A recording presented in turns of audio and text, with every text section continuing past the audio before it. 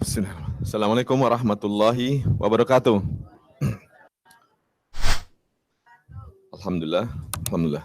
Allahumma shalli ala Muhammad wa ala alihi washabihi wasallim taslima. Insyaallah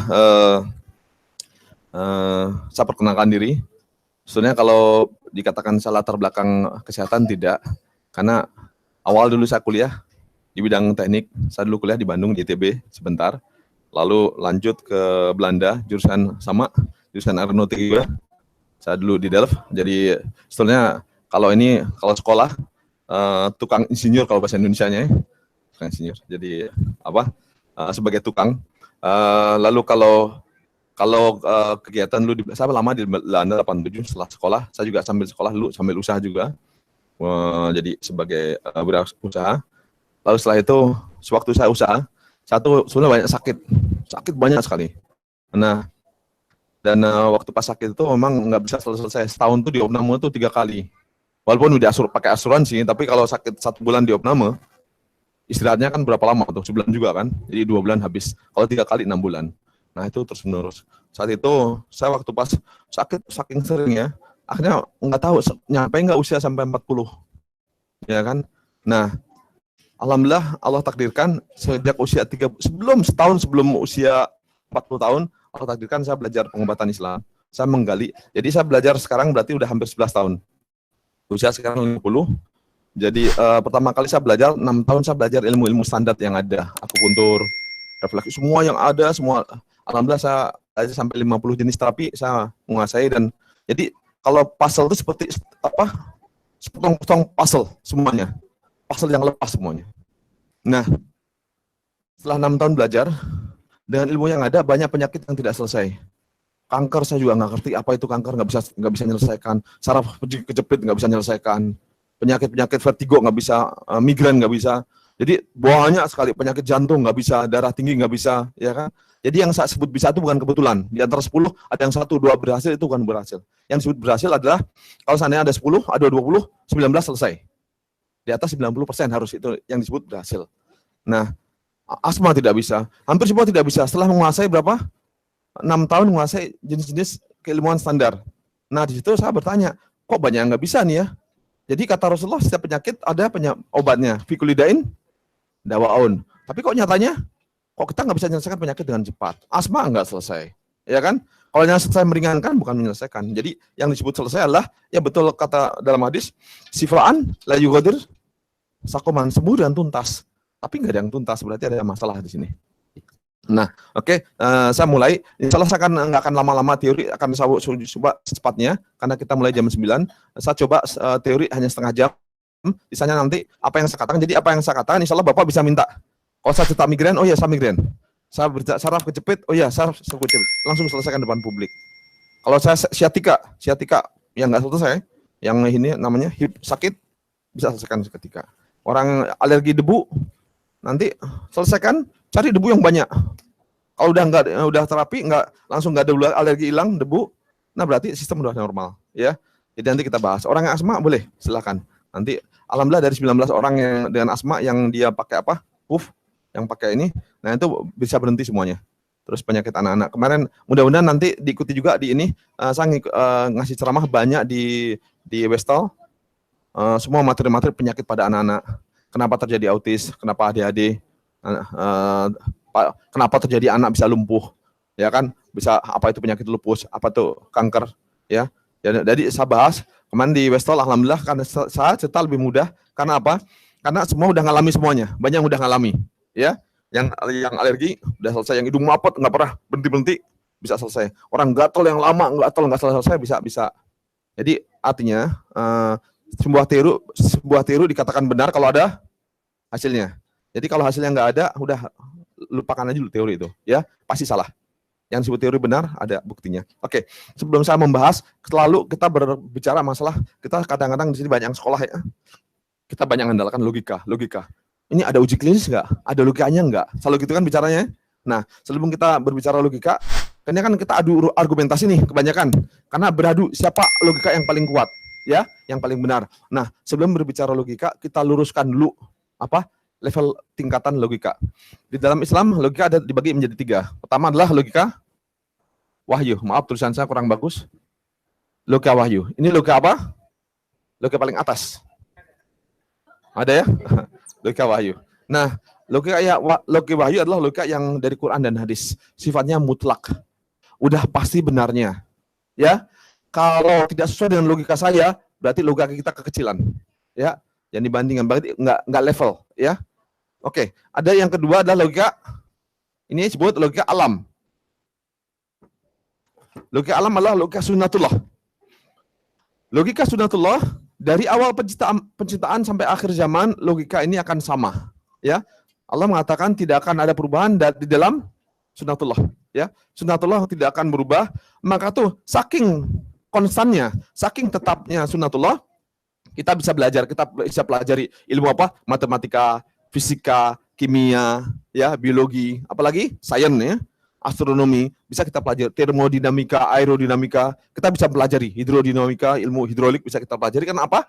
Karena sifatnya alam jujur, tidak berbohong. Ya, ini jujur sifatnya. Oke, yang terakhir adalah logika siapa? Manusia. Nah, logika manusia sifatnya, manusia punya hawa nafsu. Ya, satu tambah satu belum tentu dua, bisa macam-macam. Ya, nah di sini manusia ada kepentingan hawa nafsu. Maka tuh di sini manusia tidak bisa dijadikan standar ilmu, tidak bisa dijadikan standar logika. Ya, mereka berteori. Kita kebenaran diulang-ulang, kebohongan berulang-ulang bisa menjadi kebenaran. Kalau ini nggak bisa, dia kebenaran terus. Ya, hanya kemampuan kita menganalisanya. Ya, kalau ini kebohongan berkali-kali bisa menjadi kebenaran. Ya, oke. Sekarang pertanyaan lagi. Kita berbicara pengobatan, ya.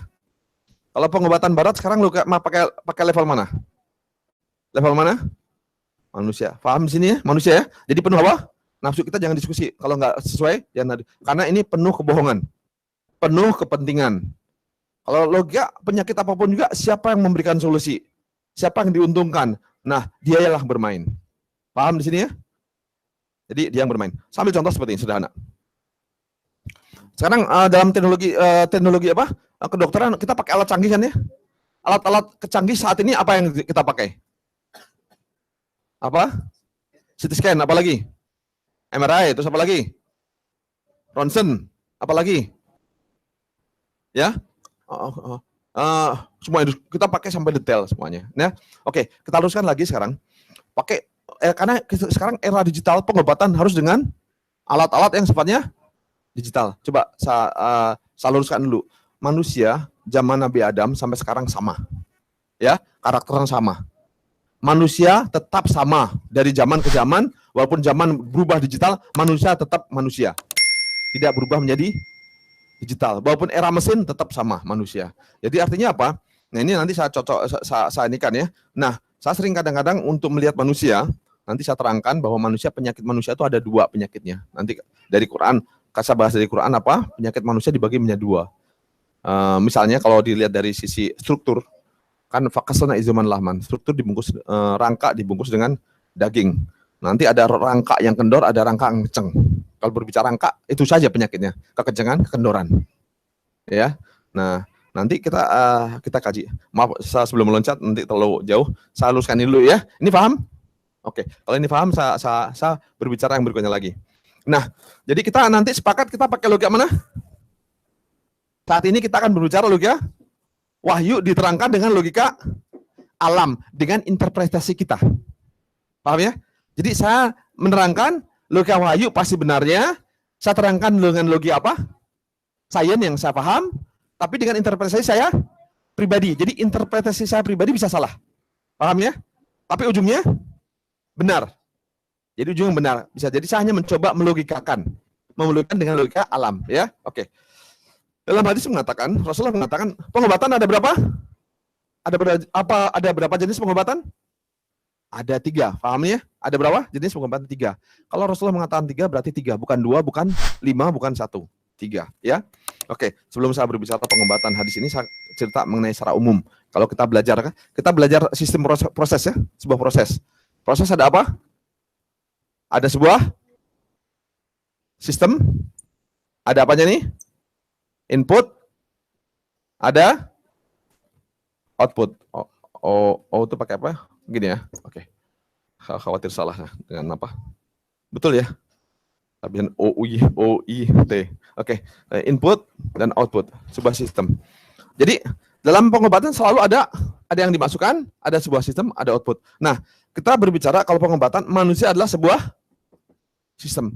Sebuah sistem perlu input. Inputnya apa? Nutrisi. Ya. Input manusia apa saja? Kalau film Avatar ada berapa unsur? Bapak pada nonton nih. Avatar ada berapa unsur? Ada 4. Apa tuh? Api, air, tanah, udara. Ya. Jadi input manusia ada 4. Apa? Tanah nutrisi makanan. Air biasa. Panas, apa? Api, matahari. Air biasa. Terus apa lagi?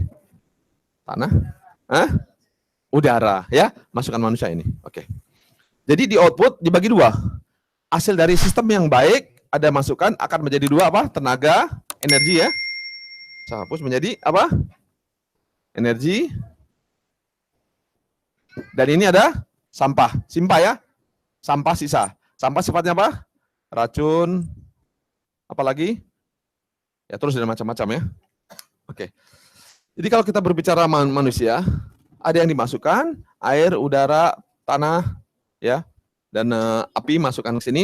Nah, sistem bekerja. Nanti kita bekerja. Nah, di dalam sistem ada hadisnya. Jadi kalau sistem itu diperbaiki sistemnya, dinaikkan energi sistem. Jadi diapakan nih? Dinaikkan, up energinya dinaikkan. Nah, maka itu hadis Rasulullah pengobatan ada 3. Apa itu? Yang dimasukkan apa? Yang sebaik-baiknya ini Rasulullah nggak cerita detail semuanya. Cukup. Ya, kita yang harus punya akal, kita mengkajinya. Yang sebaik-baik yang dimasukkan, sebaik-baik nutrisi adalah madu. Paham ya? Sebaik-baiknya pengeluaran sampah apa? Bekam. Ya, kenal kan hadis itu? 3, madu, bekam, satu lagi kai. Kai itu besi panas, dibakar sampai membara, ditempelkan ke anggota tubuh. Ini yang paling ekstrimnya. Yang paling ekstrimnya, yaitu apa? Memasukkan kalor ke dalam tubuh manusia. Prinsip pengobatan itu. Gimana caranya sistem perbaiki dan energi dinaikkan. Ya. Jadi apa?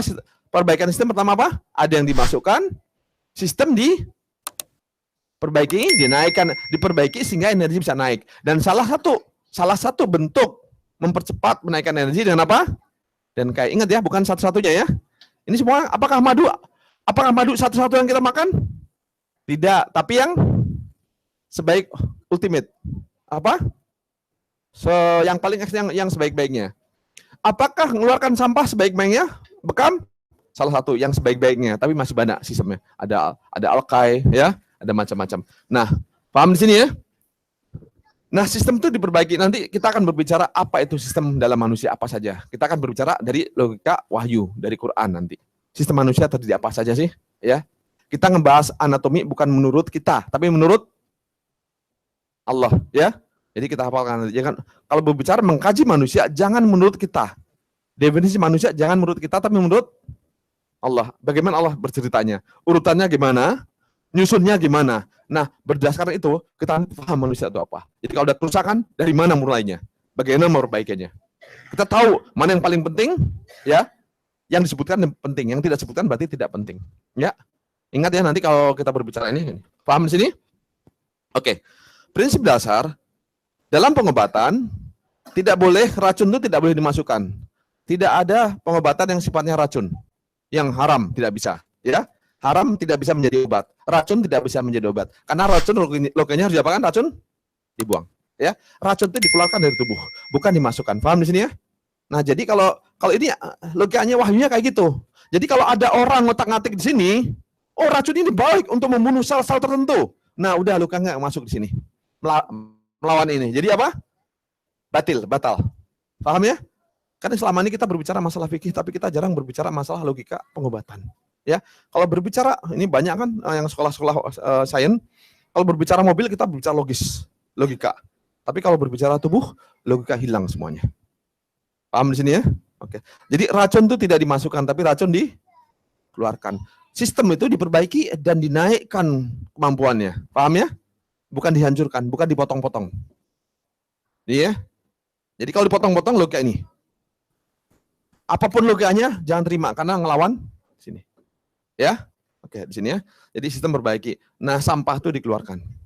Nah, jadi energi itu dinaikkan. Bukan orang kasih obat, kalau masukkan racun otomatis energi turun. Rambut aja rontok. Sekarang sambil contoh, apakah kemo obat? Apakah kemo obat atau racun? Racun. Nah, artinya tidak boleh dimasukkan. Ya. Nah, nanti kalau kita berbenturan, yang salah keimanan kita. Ya, ketakutan. Dan kedua, satu prinsip dalam pengobatan, setan menjanjikan ketakutan, menjanjikan kefakiran, ya, menjadi ketakutan setan. Tapi Allah menjanjikan maghfirah, ampunan, harapan. Jadi kalau ada seorang pengobat dia menerangkan sesuatu yang menakutkan, jadi nakuti kita sampai kita takut sampai kayak apa? Takutnya luar biasa. Nah, ingat berarti dia siapa? Ya, setan. Karena setan menjanjikan, ya, menakut-nakuti. Allah menjanjikan ampunan, maghfirah, harapan. Paham di sini ya? Jadi kalau orang sakit, hati-hati.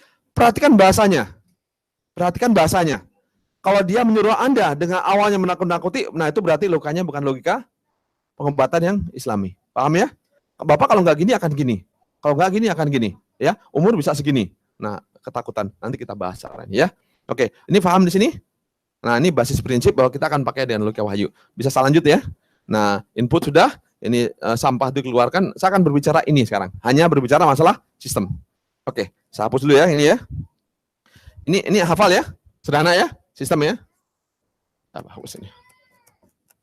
Saya berbicara yang terakhir adalah ini sistem sebelum saya praktekkan sini. Kita berbicara sistem. Nah, di surat Al-Mu'minun ayat mulai surat Al-Mu'minun ya. Al-Mu'minun ayat berapa? 12 sampai 14. Nah, di sana Allah bercerita mengenai paling komplit proses penciptaan manusia. Ya, ingat sini ya. Nah, dalam proses penciptaan manusia ini penting di sini, apa yang Allah sebutkan itu yang penting. Jadi Allah nggak cerita yang kecil-kecil, detail-detail. Allah ciptakan primernya, yang utama. Jadi 4 ini penentu utama. Ya, yang kecil-kecil dia ngikut saja. Jadi dalam pengobatan ini apa yang disebutkan Allah itu yang utama. Jadi nanti kalau saya ini, jadi ingat ya, kita sama-sama akal kita, ya kita format, kita sibuk. Kalau Allah bilang gitu, udah gitu. Tapi kita belajar gini, ya udah pokoknya ini, ya. Yang kalau kita udah belajar kayak gini, kok bertentangan, udah berarti yang ini diformat ulang, ambil yang seperti itu ya. Nanti saya terangkan logikanya, ya. Oke. Dalam surat Al-Mu'minun sini Allah menceritakan manusia dibuat daripada saripati tanah, daripada saripati tanah, ya, bukan tanah, saripati tanah ya. Nah di sini juga disebutkan nanti makanan manusia juga apa yang ditumbuhkan oleh tanah. Bukan tanah, tapi yang ditumbuhkan oleh tanah karena sifatnya berbeda. Kenapa di sini? Ini kita bisa memahami bahwa contoh besi dalam bayam, ada zat besi kan ya? Rumusnya apa? Fe juga, tapi besi dalam tanah Fe juga. Tapi yang kita makan dari mana? Yang dari bayam, bukan dari tanah. Ya. Sekarang mungkin nggak siapa yang belajar teknik kimia, mungkin nggak kita mengumpulkan Fe dari bayam. Berapa ton bayam kita perlukan? Ya. Paham ya? Kan sesuatu yang mustahil. Nah, berarti selama ini kalau orang jualan zat besi, berarti zat besi apa? Ya. Besi dari mineral, dari betul-betul bukan dari apa? Bukan dari bayam, bukan dari tanaman. Nah, akhirnya kalau kita memahami konsep itu, kita nggak bisa ditutupi oleh apa? Multivitamin, orang dagang. Ya, nggak bisa. Karena kalau mau perlu bayam, ya makan aja. Kalau perlu besi, makan aja bayam. Ya. Nah, ingin vitamin ini ngambil yang ini. Jangan dibalik, ya. Jangan sampai kalau kecelah-celah ini kita menjadi korban marketing. Ya. Oke. Kembali di sini lagi. Kembali tadi kepada ini input, sistem, dan output. Saya ulang lagi tadi ya, ini ada apa? Saya ini input, output. Nah, sambil contoh, ini ada ini ada out, ini ada sistem. Perhatikan. Kan hasilnya ada tenaga dan ada apa tadi? Tenaga dan sampah. Coba, sambil contoh. Ada nggak anak yang kurang besi, zat besi? Kurang vitamin D? Kurang magnesium, banyak nggak? Bayi yang kekurang defisiensi mineral, banyak kan ya? Sekarang kira-kira yang kurang itu ini atau ini yang rusak? Yang mana? Sistem yang rusak. Ada anak 5, makan sama. Kenapa yang asuh nggak tumbuh? Ya, kenapa nggak tumbuh? Kurang vitamin D, kurang macam-macam. Nah, akhirnya dikasih obat-obatan. Kan makannya sama, inputnya sama. Ya, contoh sambil contoh. Kurma. Hadisnya gimana mengenai kurma? Rumah yang tidak ada kurma, apa? Rumah yang tidak ada kurma, dia akan miskin. Jadi artinya apa di sini? Orang di rumah, kalau orang makan kurma, nggak mungkin defisiensi zat besi, vitamin B, bla bla, nggak mungkin. Magnesium nggak mungkin, karena kurma semuanya apa? Komplit. Sekomplit-komplitnya makan apa? Kurma. Jadi kalau orang makan kurma nggak mungkin kekurangan zat besi, nggak mungkin kekurangan magnesium. Jadi jangan pikirkan multivitamin, kasih aja kurma. Tapi tetap juga salah. Yang salah siapa? Siapa? Sistem tubuhnya. Ya, di dalam pengobatan jarang kita berpikir di sini. Perbaikan sistem itu jarang berpikir di sini. Sekarang dalam pengobatan, kira-kira kita fokusnya kemana saat ini? Pengobatan. Apa? Di input dan apa lagi? Ya? Oh, itu hampir nggak ada. Perbaikan sistem ada? Nggak ada. Nah, kalau berbicara kedokteran, sampah dikeluarkan, ini kita berbicara detoksifikasi. Paham ya? Jadi kalau dalam pengobatan, apakah detoksifikasi benar? Benar, masuk dalam pengobatan. Tapi konsepnya baru membersihkan racun. Ini belum. Ini yang jarang dikerjakan. Apakah sekarang bekam udah berkembang belum? Oh, sudah, alhamdulillah. Detoksifikasi sudah berkembang, ya, membersihkan dengan ini segala macam sampai semua darah jadi udah dikerjakan. Tapi permasalahan yang ini yang kurang. Nah, saya nanti akan membahas, saya tidak bicara ini, saya tidak berbicara ini. Saya berbicara apa? Ini. Bukan berarti saya ini nggak ada ya, paham ya? Karena saya nggak mungkin berbicara semuanya. Saya tidak berbicara input, tidak. Jadi pada prinsipnya orang asal makan kurma pasti darah komplit semua ada zat. Kalau nggak ada berarti yang rusak sini. Kurma bisa menjadikan tolok ukur. Ya, kurang zat besi kasih kurma. Kalau kurang juga berarti memang tubuhnya yang bermasalah. Ya, tes aja. Ya, jadi sistemnya bermasalah. Hampir rata-rata karena sistem. Kalau kurang zat besi berarti kan kurang nutrisi. Kenapa yang lain enggak? Kenapa bapaknya enggak? Ibunya enggak? Hanya yang nomor 1 aja yang kena. Ya kan? Oke. Di sini, saya hapus lagi ya. Saya sekarang berbicara sistem. Saya akan persingkat waktunya berapa lama? 4 jam lagi. Kita nanti langsung praktek ya. Langsung praktek aja. Siapa kalau teori mah semua orang bisa teori ya. Jadi teori akan benar kalau bisa dibuktikan dengan praktek ya. Kalau prakteknya hasil selesai. Biasanya maka tuh kalau ada orang nanya, kalau datang ke saya, saya ini misalnya alergi debu. Orang nanya teori, udahlah sekarang saya bereskan dulu, nanti saya cari debunya, kalau udah nggak bersin, udah ini, baru saya ceritain ceritanya. Baru konsepnya saya ceritakan. Udah selesai, udah debu, alergi udah nggak debu lagi, cari debu yang paling banyak di mana? Di belakang misalnya atas lemari, atau di atas kipas angin itu kan banyak tuh. Nah udah selesai, udah kita terapi, udah semua, dipukul, ayo bersin, ayo alergi. Nggak mau, ya udah selesai, berarti sistemnya udah bagus, udah kayak standar lah. Default kayak yang lain, ya. Jadi jangan debu salahkan, ya. Nggak mungkin debu salah. Oke. Lalu satu lagi kembali kepada sistem kembali lagi ya. Di sini Allah ciptakan pertama kali adalah apa? Nutfah. Apa? Ini nutfah. Nutfah adalah bertemunya sel telur dan sperma, ya. Nutfah nempel di dinding rahim yang kokoh. Dinding rahim yang kokoh. Ini perhatikan ya. Jadi kalau masalah wanita tidak bisa hamil atau dia keguguran terus, permasalahan di dinding rahim yang tidak kokoh. Ya, talau kendor, talau kenceng, melintir, tidak kokoh aja. Ya, satu kering, satu lembab, satu kenceng, satu kendor, atau semuanya, atau rahim turun, atau dingin, lembab. Nah, ini yang akhirnya tidak bisa, telur itu tidak bisa netas. Rahim yang talau kendor, dingin, ya, yang talau dingin, ya, telur kan harus dirami kan. Kalau dia di talau ini nggak akan bisa netas, nggak bisa jadi apa? Bayi. Biasa tengah jalan bisa hamil, subur, tapi tidak bisa keguguran tengah jalan. Ya, nah biasanya rahimnya dingin, lembab dan lemah. Nah itu yang dikuatkan. Jadi kalau manusia itu pertama dinding rahim kokoh untuk wanita. Kalau laki-laki apa yang diperbaiki? Kan banyak sekarang. Oh sel spermanya apa? Nggak ada, ini kurang gitu kan ya. Nah sperma dibuat di mana? Falyanduril insanu mimma khuliqa mimma indafiq. Yakhruju Mimba ini sulbi batara. Jadi keluarnya di mana? Di antara tulang sulbi dan tulang teraib, ya.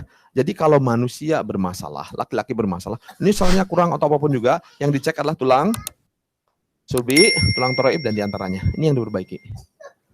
Jangan-jangan kalau bermasalah, jadi perbaiki itu. Nah kalau udah itu diperbaiki, Allah yang menentukan. Ya tugas kita perbaiki rahim yang kokoh, kokohkan rahim, perbaiki sulbi dan diantara sulbi dan teraib dan diantaranya. Ini perbaiki. Kalau ini udah diperbaiki semua udah sini, ya jangan tawakal. Allah yang menentukan. Ya, oke. Nah ini alhamdulillah, saya juga banyak dulu awal-awalnya saya menyelesaikan, bukan menyelesaikan kesuburannya, dulu saya menyelesaikan hanya saraf kejepit aja. Orang masalah saraf kejepit selesaikan, kalau perempuan tadinya orang yang suka sakit pinggang perbaiki, alhamdulillah di sana banyak orang yang akhirnya laporan, banyak yang apa, jadi hamil, padahal awalnya tidak sengaja. Nah setelah itu, pas setelah oh dari sini ternyata. Jadi awalnya baru, karena berulang-ulang banyak yang itu baru kita kerjakan di situ. Tapi awalnya tidak untuk kesuburan. Oke, yang pertama nutfah. Ini sifat nutfah tidak bisa kita rombak lagi. Udah, sifatnya ini apa? Konstanta ya, konstanta. Jadi ini udah selesai. Kita nggak bisa ngotak-atik, ya. Nah yang kedua ini, yang berikutnya lagi apa? Di sini nutfah udah nggak bisa apa-apa lagi. Alaqah. Alaqah. Nah alaqah ini sistem darah, ya. Kalau kita berbicara darah itu disusun oleh apa? Air, udara, makanan, dan energi yang cukup. Paham ya? Jadi darah itu tetap perlu oksigen yang bagus. Nah, sehingga kalau ada orang tadi kita berbicara input, sistem, dan output. Kalau darah kualitas jelek, yang salahkan mana dulu? Siapa yang salahnya? Sistem dulu, jangan makanan dulu. Apa? Sistem. Ya. Nah, kalau orang makannya bagus, makanan dijaga, ya. Terus dijaga, dietnya teratur rapi, semua makanan yang bagus-bagus. Tapi darah tetap aja jelek, kurang, bahkan kanker darah, bahkan anemia, kekurangan apa? Kurangan darah. Terus kualitas buruk sekali. Jadi lihat sistem pencernaannya bagus enggak? Terus lihat sistem pernapasannya. Kalau sistem pernapasan walaupun dia ngambil oksigen banyak, tetap nggak bisa diambil. Nah itu kita lihat. Jadi yang pertama kita fokus pada sistem. Ya, oke. Darah itu tergantung pada sistem. Jadi alaqah bisa takatik ya. Nah kedua di sini Allah ciptakan mudghah. Mudghah. Ya, lihat Arabnya nanti ya, mudghah. Nah, mudghah di sini belum kalau kita membangun sebuah perumahan besar, yang kita bangun pertama apa? Sebelum kita bangun rumah, apa namanya? Jalan-jalan distribusi dulu untuk bawa pasir, untuk bawa segala macam ya. Jadi sebelum kita bawa segala macam, kita bawa apa? Ini dulu. Jadi sini ini darah. Kalau yang kedua, ini sistem apa? Sistem pembuluh darah. Jadi sistem untuk mendistribusikan darah, ya. Ini sistem pembuluh untuk distribusi darah ya. Nah, jadi di sini kalau dalam mudghah di sini, kalau kita melihat telur, kita perhatikan telur. Telur kalau dirami, ya. Telur kalau dirami, yang muncul pertama kali adalah apa dia? Ada pembuluh darahnya dulu. Pembuluh darah. Nah, situ ada apa yang memompa. Nah, di pembuluh darah dibagi menjadi 3 bagian besar.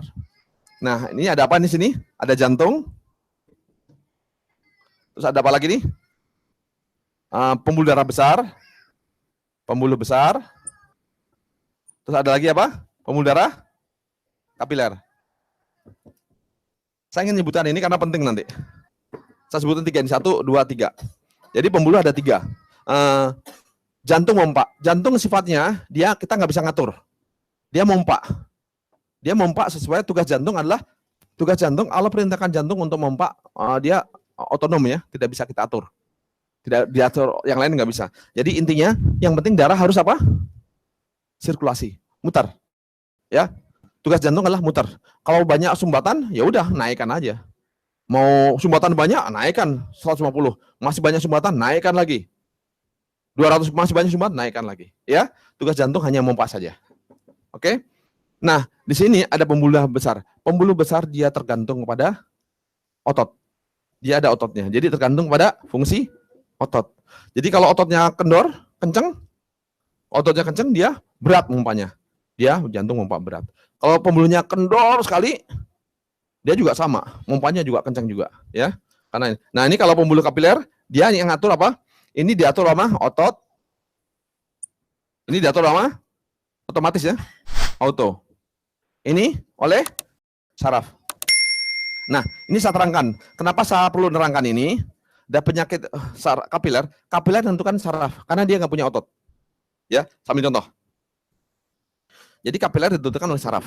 Kalau ini saraf kejepit, nanti kapiler juga stagnan, tidak ngalir, tidak maksimal. Ya, contoh misalnya sinus. Kalau saraf antara 2 dan 3 kejepit, sinus kapiler nggak akan ngalir. Nah, di sana bengkak. Paham ya? Nah, jadi sinus penyebabnya apa? Sinus penyebabnya saraf.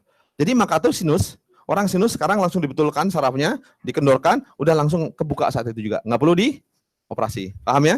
Jadi sifat karena saraf, kita bisa menyelesaikan seketika. Maka tuh kalau sinus, nggak usah dioperasi karena dia bisa selesaikan seketika. Nah, amandel, di antara keempat misalnya, saraf keempat, 5 itu. Nah, amandel. Jadi kalau amandel kejepit, dia akan bengkak. Gimana menyelesaikannya? Saraf dibuka, dikendorkan, dia langsung kempes seketika saat itu juga. Paham ya? Itu karakter apa? Saraf. Terus ada lagi, mata. Mata yang terkenal glukoma. Tekanan mata tinggi. Ya, ini perhatikan. Ini ingat ya, tekanan mata tinggi banyak penyebab apa? Kebutaan banyak terjadi. Ya, orang buta kebanyakan penyebabnya oleh glukoma. Nah, itu biasanya di saraf kedua. Saraf 2 kalau kejepit, kapiler nggak ngalir ke mata, itu tekanan naik. Atau mata kering. Atau pupil tidak bisa apa? Pupil bisa, normal kan bisa nutup, bisa buka kayak kucing kan? Kena cahaya, nutup. Gelap, buka. Tapi kalau saraf kejepit, dia nggak bisa nutup, nggak bisa tapi nggak maksimal. Jadi kalau ada cahaya, yang saraf nutup, dia nggak. Nah, maka tuh pusing luar biasa, silo luar biasa. Jadi orang yang silo lihat cahaya pusing, pasti pupil bermasalah. Masalah di mana? Di mata atau di saraf mata? Saraf mata. Glukoma tekanan tinggi.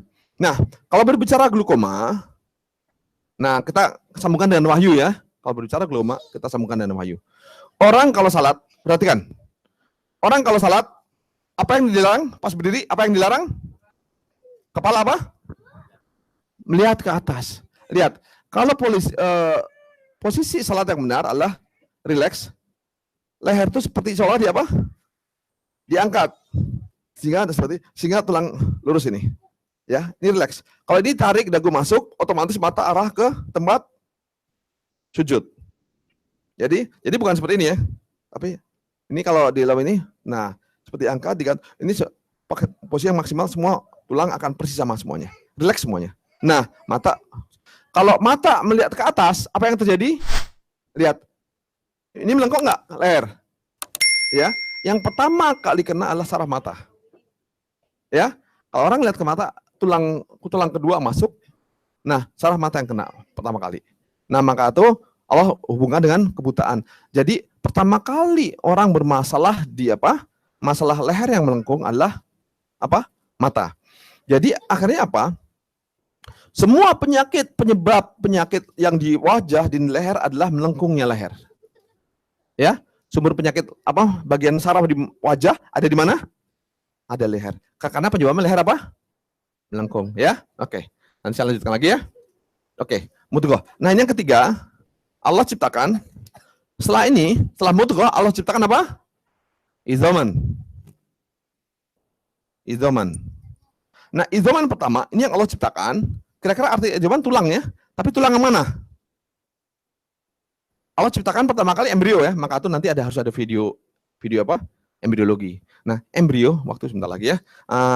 Ada embrio. Nah, embrio itu pertama kali Allah ciptakan tulang belakang ini gini. Awalnya itu nggak langsung tulang belakang gini ya, bukan seperti ini. Bukan ini, sini, masuk. Nah, bukan seperti ini, bukan komplit. Tapi awalnya apa? Ini kayak pancing. Nah, kayak gini. Awalnya itu apa? Tulang belakang itu, ini mata kepala udah sempurna ya. Awalnya itu kayak kecil aja kepalanya. Tapi yang utama ini apa? Tulang apa nih? Tulang ekor. Jadi pertama kali tulang belakang yang tumbuh pertama paling penting adalah apa? Tulang ekor. Nanti saya terangkan, saya mau menerangkan penyakit apa juga diselesaikan dari tulang ekor. Jadi di sini Allah sebutkan tulang ekor di beberapa tempat dalam Quran. Kalau Allah sebutkan berkali-kali artinya apa? Penting. Kalau berulang-ulang? Penting sekali. Utama artinya. siapa yang paling sebut paling banyak itu paling utama, ya. Ini tulang ekor. Nah, ini izoman. Di sini di izoman ada syaraf. Ya, ada syaraf. Nah, ini satu penting lagi nih. Di tulang belakang Allah cerita izoman, tulang belakang. Artinya apa? Kalau tulang ekor kaku, tulang belakang kaku. Kalau tulang ekor kencang, badan kencang. Nah, saya ngambil contoh nih. Saya ke contoh nih ya. Nih, saya bawa boneka nih ya. Ini ada nih ya. Ini kalau ada pernya. Kalau dikendor, dia akan apa? Dia akan apa? Jatuh, kendor semuanya. Ya, kalau kenceng, dia kenceng. Kalau tulang ekor kendor, badan akan kendor semuanya. Kalau kendor, dia akan jalan harus kencengin. Tangan nggak bisa ngangkat, dia kencengin. Nah, kalau lihat orang gini yang kendor, apanya dulu nih? Tulang ekornya kendor. Ya, dia penyakitnya banyak. Lihat ini, kan ada sela-selanya nih. Di antara luas ada sela. Ya, ada di antara luas ada sela. Nah, nanti di sini darah nggak ngalir di situ. Dia badan akan dingin, darah nggak ngalir. Karena otot nggak ada fungsinya. Ini kan sistem pembuluh darah, jantung, pembuluh darah besar. Kalau otot nggak bermain, otot kendor, jantung ngompak berat sekali.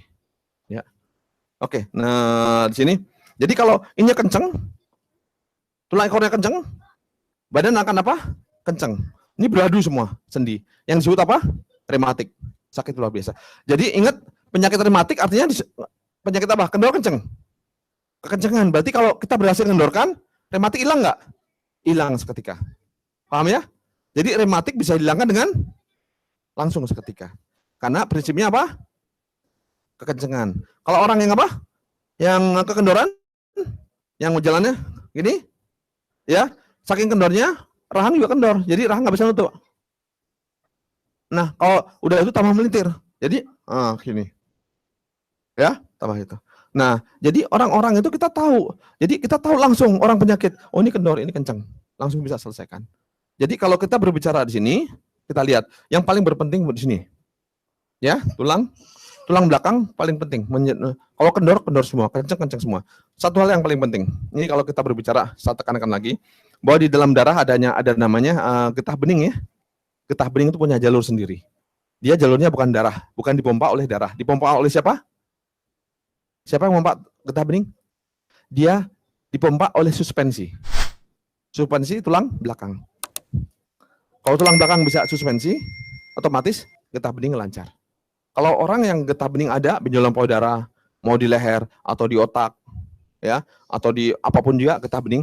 Jadi getah bening akan kalau permasalahan di suspensi bermasalah, dia getah bening nggak ngalir. Jadi getah bening ngalir kalau kendor kenceng ngalir. Tapi kalau kenceng terus berhenti. Kalau kendor terus berhenti, ya. Nah, perhatikan di sini. Nah, maka tuh orang kanker, orang punya penyakit kanker salah satunya penyebabnya getah bening tidak ngalir. Ya, lamban. Oke. Paham di sini getah bening ya? Nah, oke. Nanti yang ketiganya jadi masalah-masalah getah bening bisa kita selesaikan secepatnya. Orang yang punya apa?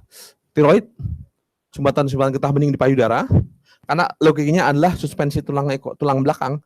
Dan kalau kita kendorkan, udah kita selesaikan, itu getah bening langsung ngalir. Dan maka tuh benjolan payudara bisa apa? Bisa seketika hilang. Ya. Nah, nanti saya udah banyak nih yang di Westel yang punya permasalahan di mana? Yang di payudara banyak yang udah dioperasi tapi tetap sakit, masih benjolan.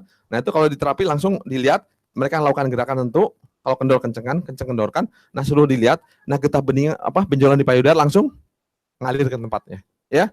Jadi jangan pakai teori barat karena akan membingungkan kita sendiri. Pakai teori yang sederhana yang udah teruji dan nanti bisa bisa dipertanggungjawabkan insyaallah, bisa dibuktikan di lapangan.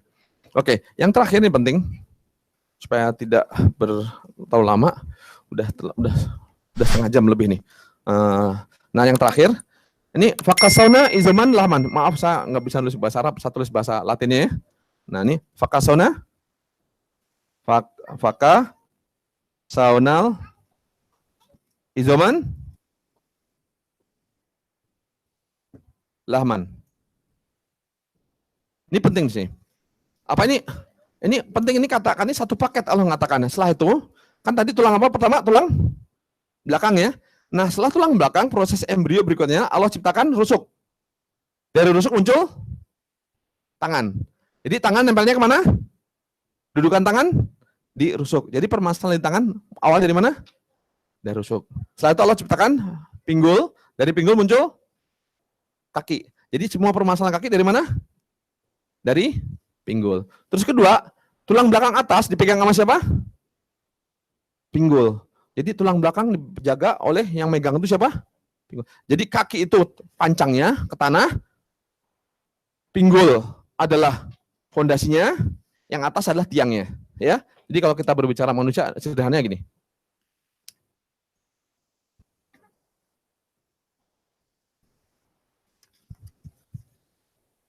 Ya, ini ada fondasi. Fondasi, ada kakinya, ada tiang ke atas. Ya, ini fondasinya, ini pancang-pancangnya nih. Nah, ini dibagi menjadi dua nih. Ada dua bagian, kanan dan kiri, pinggul. Nah, jadi perhatikan ya. Kalau seandainya pinggul, ini perhatikan. Jadi penyakit itu langsung kita lihat. Jadi saya selesaikan ini. Tulang rangka dibungkus dengan lahman. Oke, sebelum saya membahas ini, perhatikan sini ya. Ini yang keempat apa? Rangka dibungkus dengan daging.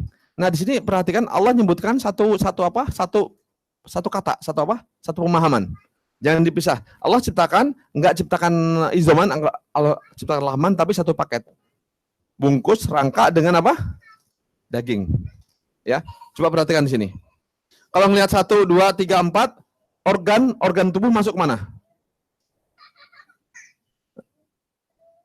Ini paham, nanti kita praktek insya Allah. Kalau organ jantung apa? Usus, limpa, liver, ginjal masuk mana? Masuk mana kira-kira nih?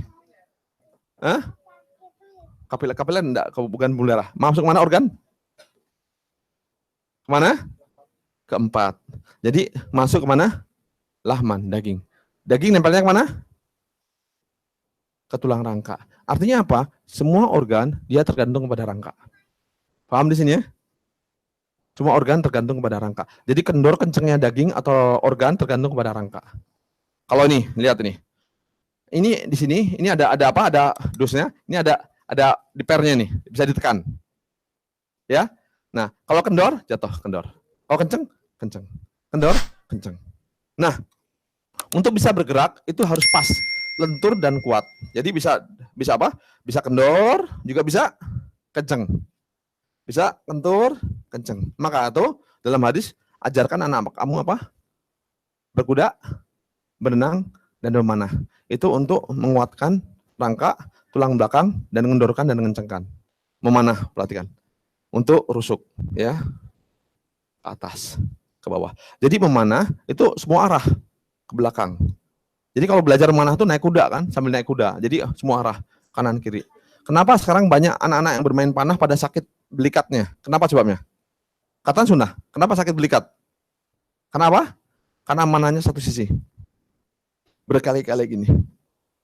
Dia nggak pernah gini. Ya, maka sakitnya kemana? Manah nggak gitu. Dalam peperangan tuh harus bisa manah semua arah cepat, kanan kiri, arah semua cepat. Ya, nah jadi baru rusuk seimbang. Tapi kalau yang satu arah terbentuk dia bermasalah, nggak seimbang. Ya, berenang tuh yang berkembang adalah otot-otot kecil, bukan kayak fitness. Otot kecil tuh menyebabkan otot kuat dan lentur. Kuat dan apa? Lentur. Fitness yang berkembang otot besar. Ya, sehingga apa penyebabnya? Otot besar dan kaku. Ya, nah mana ada dalam berkelahi gini gerakan? Nggak ada kan? Nggak ada berkelahi. Ayo berkelahi yo. Nggak ada. Berkelahi nggak kayak gitu. Berkelahi itu dengan apa? Dan pedang itu dengan keseluruhan badan dari kaki. Pukulan itu dari kaki masuk ke badan semuanya, ya. Bukan ayo berkelahi yo. Ayo tunggu. Kan nggak ada berkelahi. Jadi nggak gitu. Sebentar ada jurus baru nih. Nggak kayak gitu, ya. Jadi maka tuh orang banyak saraf kejepit adalah orang fitness, ya. Orang fitness banyak saraf kejepit. Karena apa? Yang dikembangkan adalah otot samping. Apa? Tulang rangka. Rusuk, dia mengembangkan supaya otot gedenya besar. Ya. Tidak. Jadi fitness tuh nggak ada yang melancarkan apa? Tulang belakang. Yang bisa melancar tulang belakang renang. Berkuda tulang belakang. Maka itu dalam bayi kalau bisa tuh dibedong. Di bedong tuh artinya apa? Fitrah tuh ya. Mayit kalau jenazah kan di bedong tuh. Mayat di bedong. Nah, bayi kalau tidur juga di bedong. Kalau di bedong, tangan diem, kaki diem, pinggul diem, rusuk diem. Yang gerak apa? Apa? Apa? Coba, kalau di bedong gerak apa? Hah? Yang enggak, pocong bisa jalan. Ya, pocong bisa berguling. Pocong bisa joget. Paham ya? Jadi kalau bayi di bedong, kalau dokter sekarang bilang jangan, nggak bisa gerak. Enggak. Nyatanya, nyatanya bayi kalau diikat masih bisa gerak. Gatal bisa garuk sendiri. Ya. Jadi kalau di bedong, peta ini kan, yang bergerak apa dia? Tulang belakang. Dan kedua akan rapi, akan seimbang. Pinggul dan ini akan rapi, seimbang. Jadi pos besarnya tidak akan bermasalah. Oke.